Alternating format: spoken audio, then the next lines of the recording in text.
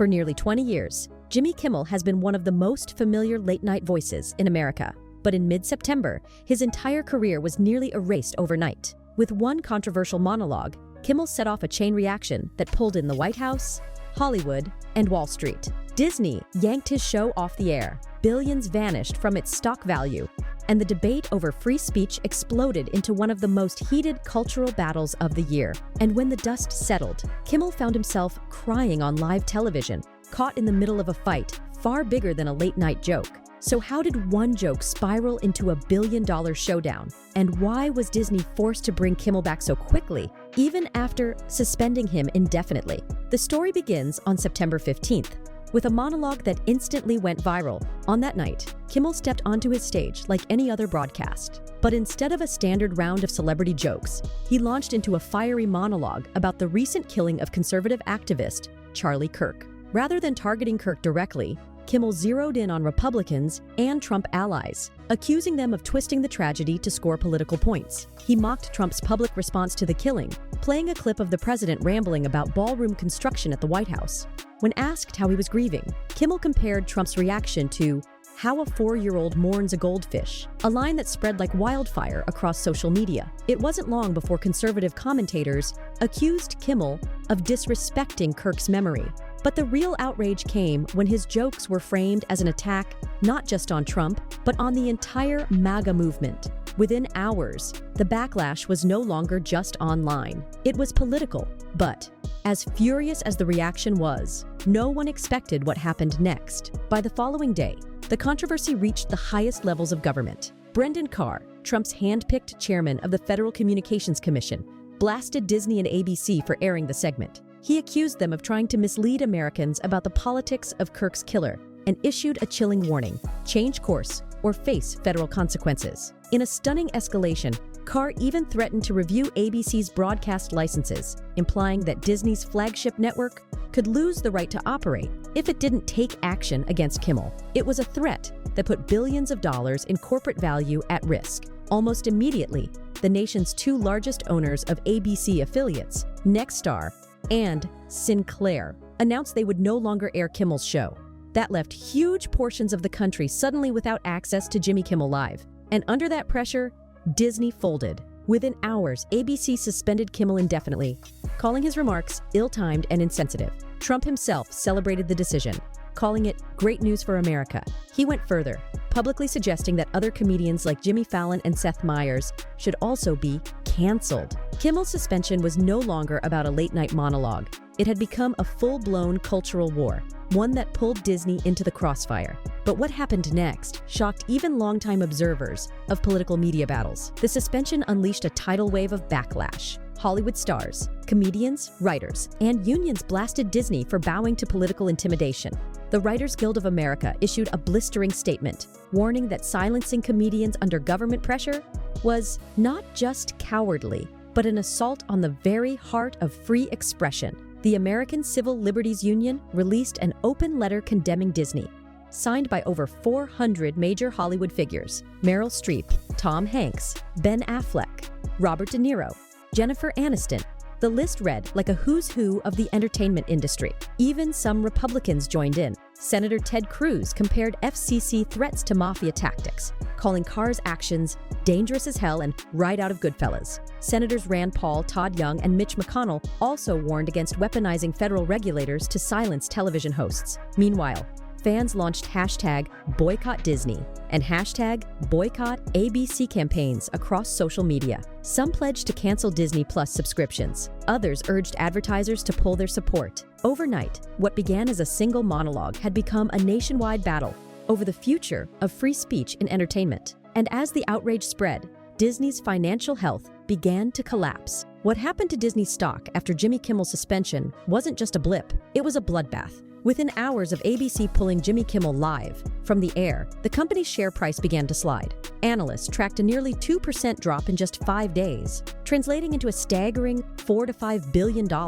wiped from Disney's market value almost overnight. But it wasn't only Wall Street investors who panicked. Across social media, thousands of users began posting screenshots of canceled Disney Plus and Hulu subscriptions. Hashtags like hashtag boycott Disney and hashtag boycott ABC trended for days. driven by viewers furious at what they saw as corporate censorship. For some, canceling was about defending free speech. For others, it was about punishing Disney for bowing to political pressure. Either way, the impact was measurable. Millions of dollars in subscription losses piled up in a matter of days. And just as the firestorm hit, Disney made another costly move, announcing price hikes for its streaming bundles. Disney Plus with ads was set to rise from $9.99 to $11.99, while the ad-free tier jumped to $18.99 per month. Hulu with ads also climbed to $11.99. The timing couldn't have been worse.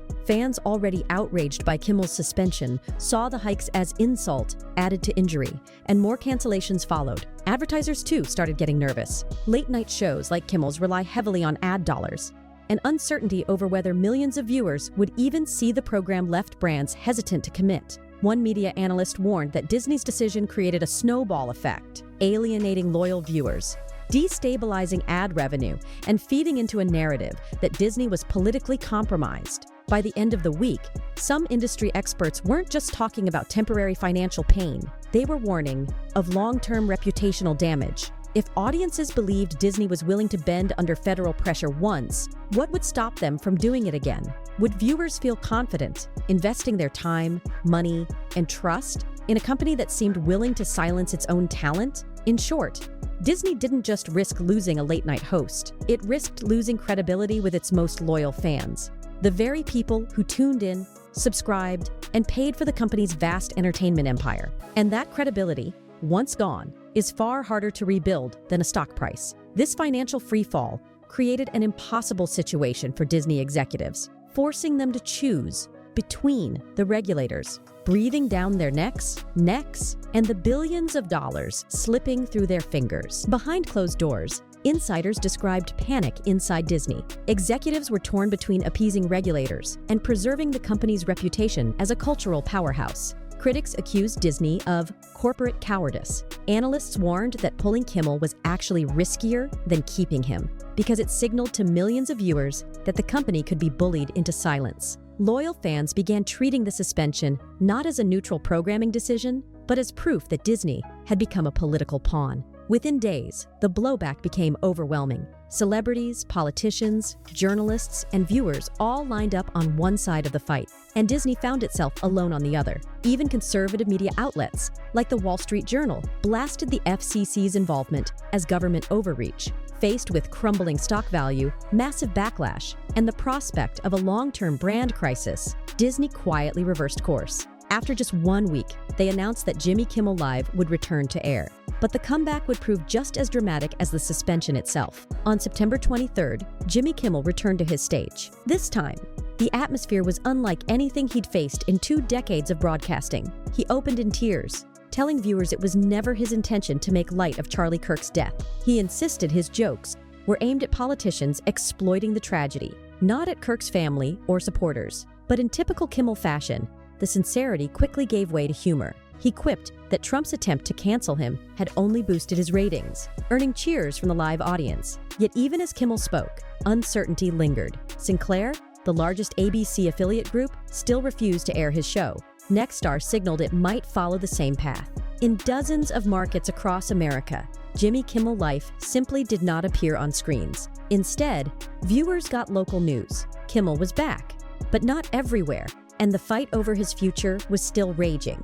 Which raised the larger question, was this really about Jimmy Kimmel or something much bigger? Observers quickly pointed out that Kimmel's ordeal wasn't unique. Earlier this year, CBS canceled Stephen Colbert's Late Show, officially citing financial issues, but raising suspicions about political pressure. Trump had openly celebrated both cancellations, framing them as victories over Hollywood elites. The Kimmel suspension revealed something deeper: the extent to which political pressure could now shape entertainment. The FCC, once seen as a regulatory body for airwaves, was suddenly threatening to revoke licenses over comedy segments. That move alarmed critics across the political spectrum. Some went so far as to demand the FCC be abolished entirely, arguing that it had become an instrument of censorship. The National Review, a conservative publication, called the situation a dark moment for American free speech. For Hollywood, the message was clear: comedians were now political targets. And for viewers, The Kimmel saga served as a warning of how fragile free expression could become